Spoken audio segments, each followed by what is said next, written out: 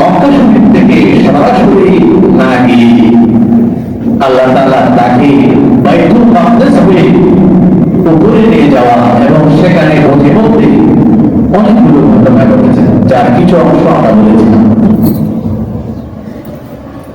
ওই জায়গা হয়ে উপরে যাওয়া মানে হলো এই নবী সত্যি প্রচার দাওয়া পেগাম মানে শুধু আরব উপদ্বীপে সীমাবদ্ধ থাকবে না, এটি রোম পারস্য সব জায়গায় বিস্তৃতি লাভ করবে। যার কারণে নবীর যেদিন জন্ম হয়েছিল সেদিন রোম পারস্যের সিংহাসন কেঁপেছিল এবং পারস্যের অগ্নিযোগদের আগুনের বাতি নিভে গিয়েছিল। সেদিন রোমের রক্ত থেকে পাথর খসে পড়েছিল সেদিন। সুবহানাল্লাহ। এবং আল্লাহ তাআলা মেরাজের মাধ্যমে ওই জায়গা হয়ে মেরাজে যাওয়ার মধ্য দিয়ে একথা থেকে ইঙ্গিত দিলেন যে এটা শুধু আরব উপদ্বীপে সীমাবদ্ধ থাকবে না, বরং এই নবীর দাওয়াত সেই জায়গা পর্যন্ত বিস্তৃত হবে যেখানে আগে রোম পারস্যদের জয় জয়কার অবস্থা ছিল। এবং সেজন্য সেখানে যাওয়ার পরে তিনি তার বুরাক বাইতুল মাকদিসের পিলারে বাঁধা করে সমস্ত রাসূলদেরকে নিয়ে আল্লাহ তাআলা সমস্ত রাসূলকে হাজির করে সেখানে তিনি নামাজের ইমামতি করেছিলেন। যার কারণে মুহাম্মদ মুস্তাফা সাল্লাল্লাহু আলাইহি ওয়াসাল্লামের নাম হলো ইমামুল আম্বিয়া ওয়াল মুরসালিন। সুবহানাল্লাহ। তাই এই প্রসঙ্গে আমরা একদিন ইনশাআল্লাহ আলোচনা করব।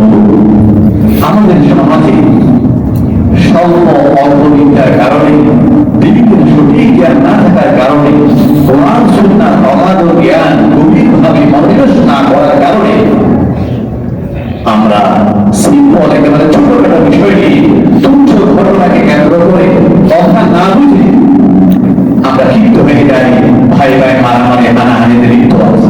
কথাগুলো আমরা যদি টেবিলে বসি তাহলে শেষ হয়ে যাবে। গতকালকে আমার একটা ক্লাসে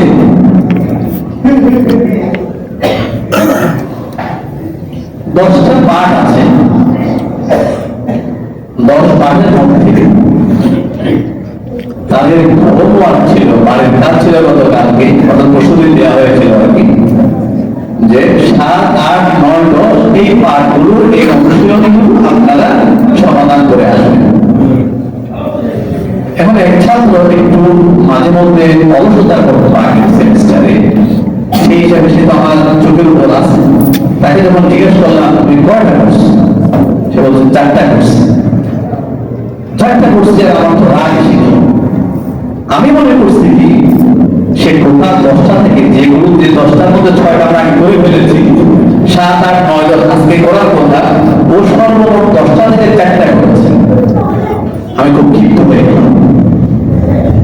আবার জিজ্ঞেস করলাম যে আরেকজনকে জিজ্ঞেস করলাম তুমি কয়টা করছো, আমিও 4টা করছি। 4টা মানে বলছে 7, 8, 9, 10 স্যার আপনি 4টা করার জন্য বলছিলেন, তাহলে ও ওই 4টা করছে, আগের 6টা তো করাই আছে। তখন মনে হলো এই যে আমাদের সমাজের যে কথাগুলো আছে এগুলো আমরা না বোঝার কারণে এই সমস্ত কারণে আমাদের ভিতরে ঝগড়া বিবাদ হচ্ছে। ইংলিশের 6 এবং 9 লেখা আছে সাদা কাগজে। এখন একজন বলতেছেন এটা হবে 6, আরেকজন বলতেছেন এটা হবে 9। আসলে কথা হবে সেটা আমরা যদি বসে বলি, দেখেন আপনার দিক থেকে দেখেন কত 6, আমার দিক থেকে 9, তাহলে আমরা যদি দুজনে একসাথে হয়ে দেখি তাহলে 6 অথবা 9 হবে। আর ভিতরে এরকম আছে 7 এবং 8। 7 এরকম করে লেখা হবে, 8 লেখা হবে এরকম উল্টে, একদিক থেকে বললে 7 আর একদিক থেকে 8। এখন ধরা লাগিয়েছে, বলতেছে 7 আর একজন বলতেছে 8। দেওয়াটা কি হতো সংকেত, কিন্তু বসে যদি কথা বলা হইতো তাহলে দুজন একাকার হয়েছে। এরকম অনেকগুলো বিষয় আছে আমাদের সমাজে যেগুলো জ্ঞানের স্বল্পতার কারণে